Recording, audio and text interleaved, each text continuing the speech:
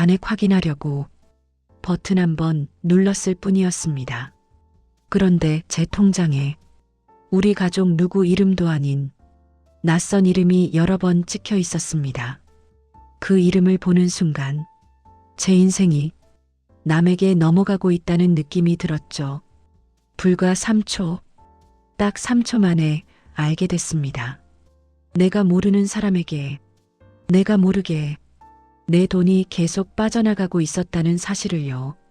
여러분, 만약 본인 통장에서 모르는 이름을 보게 된다면 어떻게 하시겠습니까? 제 이름은 윤정분, 72입니다. 그날 저는 마트에서 반찬거리 몇 가지를 담고 계산대에 서 있었습니다. 애호박 2개, 두부 한 모, 멸치 한 봉지, 아주 평범한 화요일 오전이었죠. 카드를 내밀었는데 결제가 거절되더군요. 기계에서 삑 하는 소리가 났습니다. 점원이 다시 찍었는데 또 안 됐어요. 뒤에 줄 선 사람들의 시선이 등 뒤로 꽂히는 것 같았습니다. 한 젊은 여자가 작게 한숨을 쉬는 소리가 들렸죠. 저는 허둥지둥 죄송해요. 죄송해요. 말만 반복하면서 서둘러 밖으로 나왔습니다. 바깥 공기가 괜히 더 차갑게 느껴졌어요. 벽에 기대서서 숨을 골랐습니다. 손이 떨려서 휴대폰을 제대로 잡을 수가 없더군요. 비밀번호를 2번이나 틀렸습니다. 겨우 은행 앱을 열고 계좌를 확인한 순간 심장이 철렁 내려앉았습니다. 잔액이 거의 남아있지 않았습니다. 이게 뭐지? 저는 화면을 위아래로 훑어내렸습니다. 출금 내역이 주르르 나왔어요. 보낸 사람, 받는 사람, 반복된 금액, 제가 모르는 이름이었습니다. 조민수라는 이름이 몇 번이나 반복돼 있었습니다. 한 번도 본 적 없는 남자 이름이었어요. 금액도 작지 않았습니다. 10만 원, 20만 원, 많게는 60만 원까지. 날짜를 확인해 보니 지난 몇 달 동안 계속 빠져나가고 있더군요. 몇 달을 합치니 거의 1,000만 원이었습니다. 제가 평생 모은 돈이 이렇게 조용히 사라지고 있었던 겁니다. 저는 그 자리에서 선 채로 한참을 움직이지 못했습니다. 머릿속이 하얘지면서 다리에 힘이 풀렸어요. 지나가던 사람이 물었습니다. 할머니, 괜찮으세요? 입에서 소리가 나오질 않았습니다. 힘들게 택시를 잡아 타고 집으로 돌아왔습니다. 기사님이 백미러로 저를 보며 말했죠. 어디 많이 안 좋으신가 봐요. 저는 그저 괜찮아요. 짧게 대답만 했습니다. 집에 도착해 현관문을 열고 들어가 소파에 그대로 주저앉았습니다. 오늘 사려고 했던 반찬거리는 하나도 못 사고 돌아왔어요. 평생 살림하면서 반찬 걱정은 안 하고 살았는데 오늘은 반찬 살 돈조차 없는 신세가 된 겁니다. 휴대폰을 다시 열어 통장 내역을 확인했습니다. 혹시 내가 잘못 본 건 아닐까? 헷갈린 건 아닐까? 하지만 아니었습니다. 조민수라는 이름이 정확하게 찍혀 있었습니다. 한참을 그 자리에서 멍하니 앉아 있다가 결국 아들에게 전화를 걸었습니다. 손이 떨려 번호도 몇 번이나 잘못 눌렀어요. 신호음이 몇 번 울리고 아들이 받았습니다. 엄마, 무슨 일이세요? 목소리가 떨려 말이 잘 나오지 않았습니다. 아들아, 지금 좀 와줄 수 있니? 지금요? 무슨 일이에요? 전화로 말하기 힘들어. 그냥 좀 와줘. 전화기를 내려놓고 나서도 손이 덜덜 떨렸습니다. 1시간쯤 지나 아들이 집에 도착했습니다. 현관문을 열고 들어온 아들 얼굴에는 걱정이 가득했습니다. 엄마, 어디 아파요? 무슨 일이에요? 아픈 건 아닌데 저는 휴대폰을 아들에게 건넸습니다. 이거 좀 봐봐. 아들이 화면을 보더니 얼굴이 점점 굳어졌습니다. 엄마, 이게 뭐예요? 나도 몰라. 오늘 마트에서 카드가 안 돼서 확인해 봤더니 이렇게 돼 있더라. 아들은 한참 동안 화면을 넘기며 내역을 확인했습니다. 저는 옆에서 손을 꽉 쥐고 아들 표정만 바라보고 있었어요. 엄마, 이 사람 누군데요? 나도 몰라. 정말 몰라요? 정말 모른다니까. 그때 아들 눈빛이 살짝 달라지는 게 느껴졌습니다. 걱정이 아니라 의심이 섞인 눈빛이었어요. 잠깐만요. 엄마, 아들은 거래 내역 전체를 조회하며 더 깊이 들여다봤습니다. 얼마 지나지 않아 딸에게도 전화가 갔습니다. 30분쯤 지나 딸이 헐레벌떡 집에 도착했어요. 엄마, 무슨 일이에요? 오빠가 급하게 오라고 해서. 이것 좀 봐. 아들이 휴대폰을 딸에게 건넸습니다. 딸도 화면을 보더니 얼굴이 굳었습니다. 엄마, 이게 뭐예요? 나도 몰라. 오늘 처음 본 거야. 딸이 내역을 훑어보다가 입을 열었습니다. 엄마, 스미싱일 수도 있어요. 스미싱이 뭔데? 문자로 링크 보내서 개인정보 빼가는 거요. 이상한 문자 받은 적 있어요? 없어. 아무것도 받은 적 없어. 딸은 문자함, 통화 기록 깔려있는 앱들을 하나씩 확인했습니다. 한참 후 딸이 말했습니다. 문자도 없고 이상한 앱도 없어요. 그 말을 들은 아들이 조용히 한마디를 던졌습니다. 그럼 엄마가 직접 한 거잖아요. 그 말이 칼처럼 가슴을 베었습니다. 나는 안 했다니까. 그럼 누가 했는데요? 나도 그게 궁금해서 너희를 부른 거야. 두 남매가 서로 눈빛을 주고받는 게 보였습니다. 딸이 조심스럽게 말했습니다. 엄마, 혹시 기억이 안 나는 건 아니고요? 기억이 안 난다니. 그게 무슨 소리야. 아니, 혹시 깜빡하신 게 있을까 봐요. 나는 멀쩡하다. 깜빡한 거 없다. 저도 모르게 목소리가 올라갔습니다. 아들이 말했습니다. 엄마, 일단 진정하세요. 진정하라니. 너희 엄마를 뭘로 보는 거니? 딸이 제 팔을 잡았습니다. 엄마, 우리도 놀랐어요. 일단 내일 은행부터 같이 가봐요. 저는 천천히 고개를 끄덕였습니다. 그래, 그러자. 그날 저녁 밥은 제대로 넘어가지 않았습니다. 아이들은 거실에서 작은 목소리로 뭔가를 계속 이야기했고 저는 방에 들어가 문을 닫고 누웠습니다. 멀뚱멀뚱 천장만 바라봤어요. 다음 날 아침 아들과 딸과 함께 은행에 갔습니다. 사람이 많아서 번호표를 뽑고 한참을 기다려야 했죠. 의자에 앉아서 손가락을 꼬집어 보기도 하고 무릎을 문지르기도 했습니다. 32번 고객님, 드디어 우리 차례가 됐습니다. 창구에는 젊은 여직원이 앉아 있었습니다. 무엇을 도와드릴까요? 딸이 먼저 말했습니다. 저희 어머니 통장에서 모르는 사람에게 돈이 계속 빠져나갔어요. 직원이 제 신분증과 통장을 받아 컴퓨터에 입력했습니다. 키보드 두드리는 소리가 유난히 크게 들렸어요. 잠시 후 직원이 화면을 보며 말했습니다. 고객님이 직접 인증하신 거래입니다. 네? 저는 자리에서 벌떡 일어나다시피 했습니다. 여기 기록 보시면요. 고객님 휴대폰에서 직접 인증이 이뤄졌고요. 4월 3일에 자동이체가 등록돼 있습니다. 자동이체요? 네. 매달 11일 42만 원씩 나가게 되어 있어요. 저는 기절할 것 같았습니다. 제가 자동이체를 했다고요?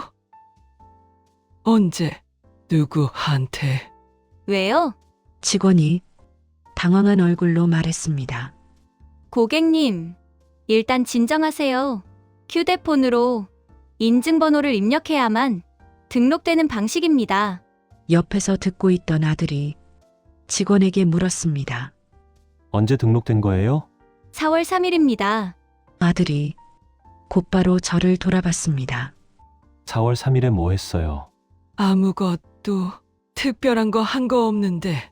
직원이 덧붙였습니다.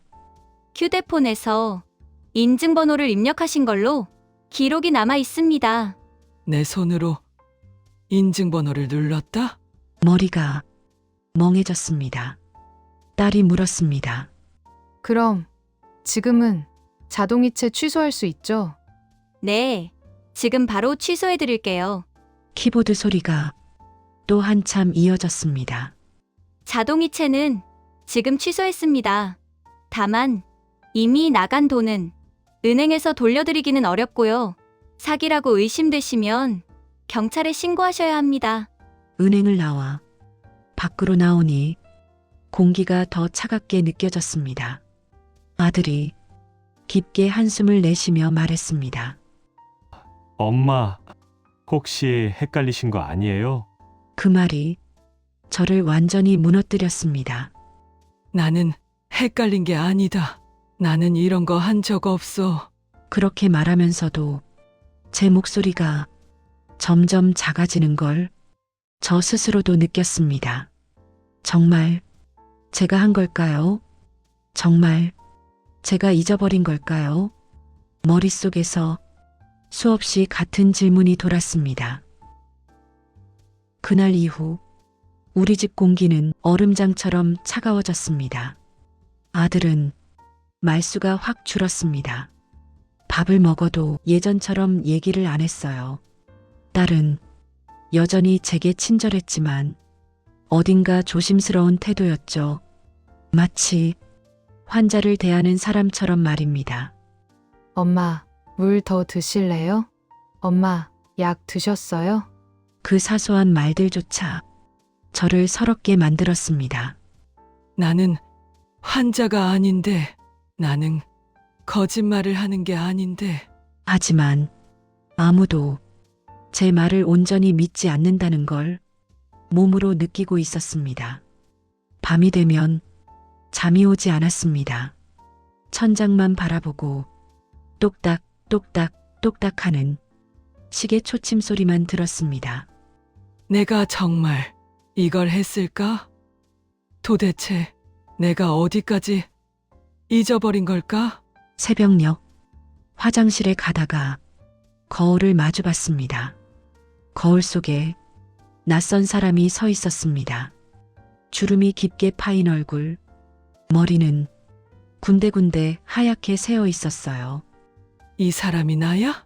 자식들한테도 믿음받지 못하는 사람, 치매일지도 모른다고 의심받는 사람, 그게 거울 속 제 모습 같았습니다. 눈물이 주르르 흘러내렸습니다. 사흘째 되던 날 저녁, 몇 날 며칠 집에 안 들어오던 아들이 문을 열고 들어왔습니다. 손에는 서류 몇 장이 들려 있었습니다. 엄마, 이거 좀 보세요. 뭔데? 통장 내역. 제가 다 출력해서 분석해 봤어요. 아들이 거실 테이블에 서류를 펼쳐 놓았습니다. 여기 보세요. 매달 11일. 금액은 42만 원. 한치의 오차도 없이 딱 떨어져요. 이걸 엄마가 몰랐을 리가 없잖아요. 저는 서류를 들여다봤습니다. 정말 그랬습니다. 4월 11일 2시 42만 원, 5월 11일 2시 42만 원, 6월 11일도, 7월 11일도 너무나 정확했죠. 엄마가 절대 모를 수 없다니까요. 그때 현관문이 열리고 딸이 들어왔습니다. 오빠, 엄마한테 왜 그렇게 말해? 이거 좀 봐. 아들이 서류를 딸에게 건넸습니다. 딸이 천천히 읽더니 고개를 갸웃했습니다. 이거 너무 규칙적인데. 오히려 엄마 혼자 이렇게 할 리가 없는데 그럼 누가 했는데? 누군가 엄마를 이용한 거지. 그 말이 제 귀에 콕 박혔습니다. 누군가 나를 이용했다? 그제야 이상한 생각에 저는 천천히 제 방 서랍 쪽을 바라봤습니다. 다음 날 아침 딸이 제 방으로 들어왔습니다. 엄마, 집 좀 살펴봐요. 왜? 혹시 뭔가 있을지도 모르잖아요. 그래. 해보자. 딸은 거실부터 하나하나 살펴보기 시작했습니다. 서류 더미, 서랍 속 종이들, 영수증. 그렇게 1시간쯤 지났을까? 딸이 제 방으로 들어왔습니다. 옷장을 열어보고 책상 위도 보고 서랍을 하나씩 열어봤습니다. 윗서랍, 가운데 서랍, 아래 서랍. 그러다 갑자기 딸이 동작을 멈췄습니다. 엄마, 이거 뭐예요? 딸 손에는 작은 비닐봉지가 들려 있었습니다. 저는 그 봉지를 본 적이 없었습니다. 나도 처음 보는데 그게 뭔데? 딸이 봉지를 열어 안에 있던 메모지를 꺼냈습니다. 그리고 그중 하나를 소리내어 읽었습니다. 조민수, 생활비 11일 42만 원. 제 머리가 쾅 하고 울렸습니다. 온몸에 소름이 돋았어요. 이게 무슨 소리야? 딸이 말했습니다. 엄마 글씨 아닌데요. 그쵸? 저는 메모지를 빼앗듯이 받아 들여다봤습니다. 이건 내 글씨 아니다. 그런데 그 메모는 제 서랍 안에서 나왔습니다. 그럼 누가 여기에 이걸 넣은 거예요? 딸이 다른 메모도 꺼냈습니다. 내용은 거의 비슷했습니다. 조민수, 생활비, 11일, 계좌번호. 마치 누군가가 계획을 세우며 정리한 메모 같았습니다. 딸이 제 눈을 똑바로 보며 물었습니다. 엄마, 집에 자주 오던 사람 누구 있어요? 그 질문에 저는 한 사람 얼굴이 또렷하게 떠올랐습니다. 복지관에서 같이 일하던 사람, 김인자 씨. 있지, 김인자 씨. 어떤 분인데요? 복지관에서 같이 청소하던 사람이야. 몇 달 전부터 자주 집에 왔어. 반찬 가져왔다고도 하고 허리 아프다면서 파스 붙여준다면서 방 안까지 들어온 적도 많지. 딸 얼굴이 딱 굳었습니다. 언제부터요? 글쎄 4월쯤부터였나. 딸이 통장 내역을 펼쳐들었습니다. 엄마, 출금이 시작된 시기가 딱 4월부터예요. 이거 우연 아니에요. 저는 입을 다물었습니다. 더 이상 아니다 라는 말이 쉽게 나오지 않았습니다. 딸이 또 물었습니다. 그분이 엄마 휴대폰 만진 적 있어요? 있지. 글씨가 잘 안 보인다고 하면 내가 해줄게 하면서 은행 앱도 열어주고 뭐 눌러주고 그랬어. 이야기를 하는데 등줄기에 식은땀이 났습니다. 그때였을까? 그 순간들마다 퍼즐 조각들이 하나씩 맞춰지기 시작했습니다. 딸은 곧장 휴대폰을 꺼내 복지관에 전화를 걸었습니다. 여보세요. 복지관이죠? 김인자 씨 좀 바꿔주세요. 잠시 후 딸 표정이 점차 굳어졌습니다. 일주일째 안 나오신다고요? 연락도 안 돼요? 딸이 전화를 끊고 슬픈 눈으로 저를 바라봤습니다. 김인자 씨, 일주일 전부터 복지관에 안 나온대요. 전화도 안 받는다네요. 가슴이 쿵 내려앉았습니다. 며칠 뒤 복지관에서 다시 연락이 왔습니다. 정분 씨 큰일 났어요. 인자 씨 때문에 난리예요. 집도 비어 있고 연락도 끊겼고 돈 빌려주고 못 받은 어르신들이 여러 찾아왔대요. 저만 당한 게 아닌 겁니다. 복지관장님이 물었습니다. 정분 씨는 혹시 인자 씨한테 돈 빌려준 적 있어요? 전 빌려준 적은 없어요. 근데 제 통장에서는 계속 돈이 나갔어요. 그 말을 하는데 목이 꽉 막혔습니다. 집으로 돌아와 딸과 함께 김인자 씨 집 주소를 받아 찾아갔습니다. 낡은 빌라 2층 계단을 오르는데 다리가 후들거렸습니다. 문 앞에 서서 딸이 초인종을 눌렀습니다. 아무 대답이 없습니다. 다시 한번 눌렀지만 역시 아무 기척이 없었습니다. 그때 옆집 문이 열리며 할아버지 한 분이 나왔습니다. 누구 찾아요? 옆집 김인자 씨요. 계세요? 아, 그 사람. 일주일 전에 새벽에 짐 싸서 트럭 불러 나갔어요. 인사도 안 하고 그냥 확 가버리더라고. 저는 난간을 붙잡고 겨우 서 있었습니다. 다리에 힘이 풀렸어요. 어디로 갔는진 모르세요? 몰라요. 우리도 궁금해하는 중이에요. 할아버지는 고개를 저으며 문을 닫았습니다. 딸이 제 팔을 붙잡았습니다. 엄마, 괜찮아요? 괜찮지 않아. 어떻게 이럴 수가 있어. 난 그 사람을 친구라고 생각했는데. 목소리가 저절로 떨렸습니다. 딸이 저를 꼭 안았습니다.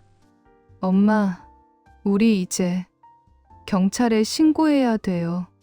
그냥 넘어갈 일이 아니에요. 저는 천천히 고개를 끄덕였습니다. 그날 오후 아들과 딸과 함께 경찰서에 갔습니다. 민원실에서 신고 접수를 하고 나니 젊은 경찰관이 우리를 상담실로 안내했습니다. 앉으세요. 우리는 나란히 의자에 앉았습니다. 어떤 일로 오셨어요? 딸이 먼저 설명을 시작했습니다. 저희 어머니 통장에서 몇 달 동안 모르는 사람에게로 돈이 나갔어요.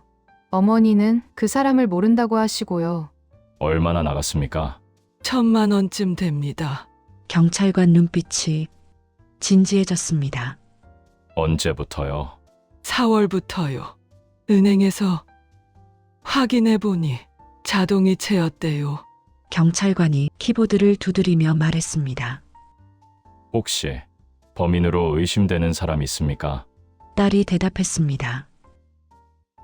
네, 복지관에서 같이 일하던 김인자라는 사람이요. 어머니 집에 자주 드나들었고 어머니 휴대폰도 자주 만졌습니다. 우리는 1시간 넘게 진술서를 썼습니다. 날짜, 금액, 김인자와의 관계, 서랍에서 나온 메모 내용까지 손이 아플 정도로 많이 적었습니다. 며칠이 지나고 경찰서에서 다시 연락이 왔습니다. 참고인 조사를 위해 다시 한번 나오셔야 합니다. 저는 또 무슨 일인가 싶어 불안한 마음으로 딸과 함께 경찰서로 갔습니다. 상담실에 들어가니 경찰관이 서류를 펼쳐놓고 있었습니다. 윤정분 씨, 조사 결과를 말씀드리겠습니다. 저는 숨을 죽이고 기다렸습니다. 조민수 씨는 범인이 아닙니다. 네?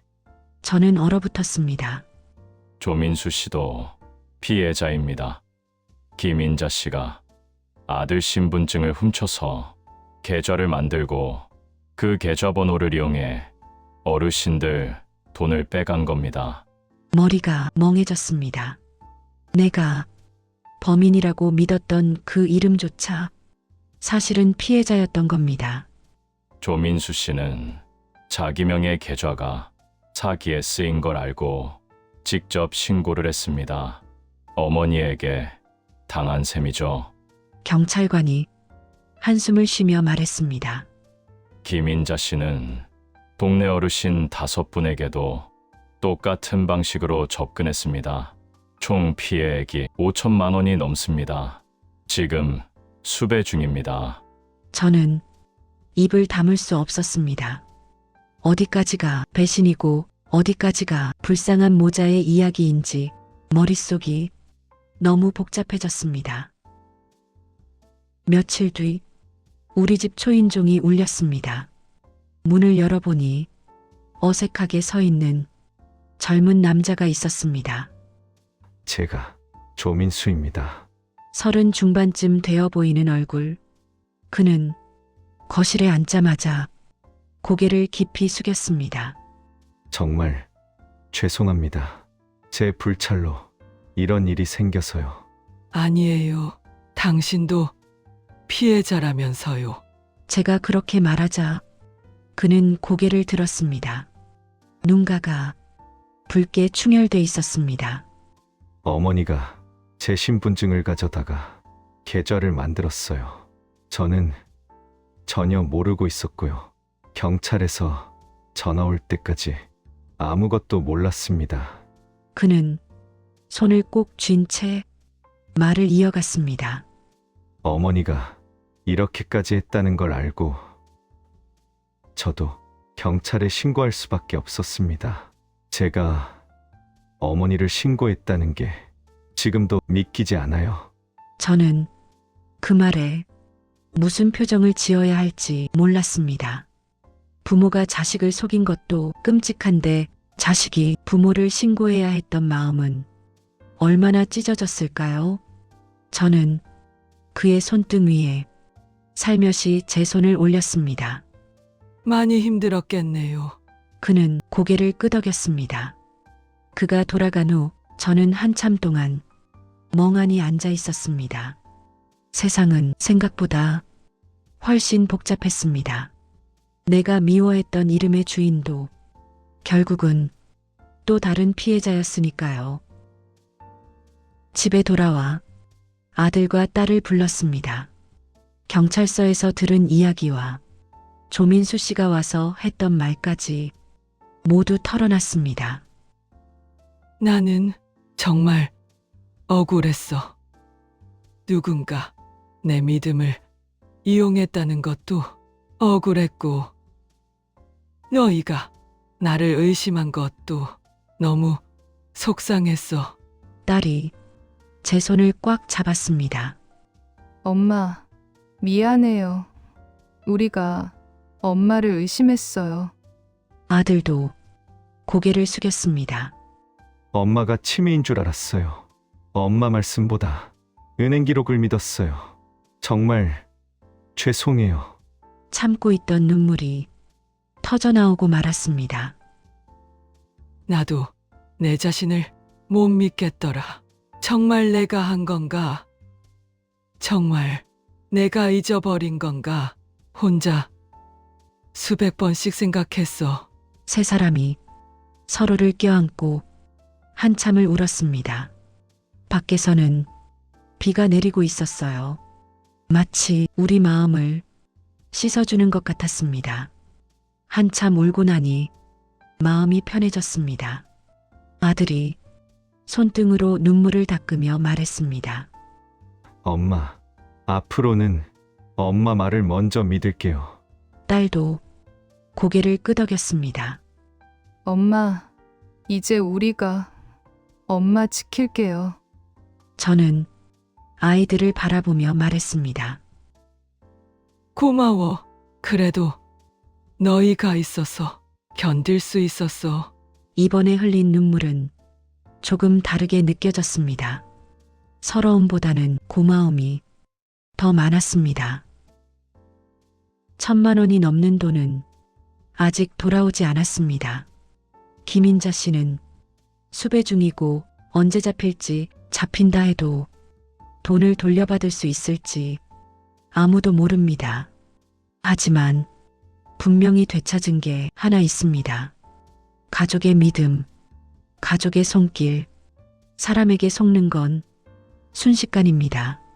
하지만 그 자리에서 다시 일어나는 데는 큰 용기가 필요하죠. 저는 그 용기를 가족에게서 얻었습니다. 아들이 제 손을 잡아주었고 딸이 제 곁을 끝까지 지켜줬습니다. 그게 아니었다면 이렇게 담담하게 이 이야기를 하지 못했을 겁니다. 지금도 가끔 그날이 떠오릅니다. 마트에서 카드가 거절되던 그 순간, 통장 내역에서 처음으로 그 낯선 이름을 봤던 3초, 은행 창구에서 고객님이 직접 하셨다는 말을 듣던 순간, 거울 속 낯선 내 얼굴을 보며 울던 새벽, 그리고 아이들이 엄마 미안해요 하면서 울던 그 밤. 하지만 이제는 그 장면들을 떠올려도 예전처럼 무너지지 않습니다. 우리는 다시 가족이 됐으니까요. 여러분 통장에도 가족이 아닌 낯선 이름이 찍혀 있다면 바로 은행에 연락하시고 경찰에 신고하시고 무엇보다 가족에게 먼저 솔직하게 말하세요. 그리고 부탁드리고 싶습니다. 부모님을 먼저 의심하지는 마세요. 70대 노인을 속이는 건 분명 큰 범죄입니다. 하지만 가족이 의심하고 외롭게 만드는 것, 그건 어쩌면 그보다 더 잔인한 일일지도 모릅니다. 믿음은 한순간에 무너질 수 있지만 다시 쌓는 데는 때로는 인생 전체가 걸리기도 합니다. 저를 속인 건 타인이었지만 저를 살린 건 결국 가족이었습니다. 가족이 없었다면 저는 지금 여기 없었을지도 모릅니다. 혼자였다면 일어나지 못했을 겁니다. 혹시 비슷한 일을 겪어보셨다면 댓글로 여러분 이야기를 들려주세요. 여러분의 한 줄이 누군가의 노후를 지켜줄 수도 있습니다.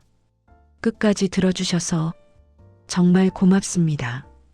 구독, 좋아요, 알림 설정까지 해주시면 저는 또 하나의 이야기를 들고 다시 찾아오겠습니다.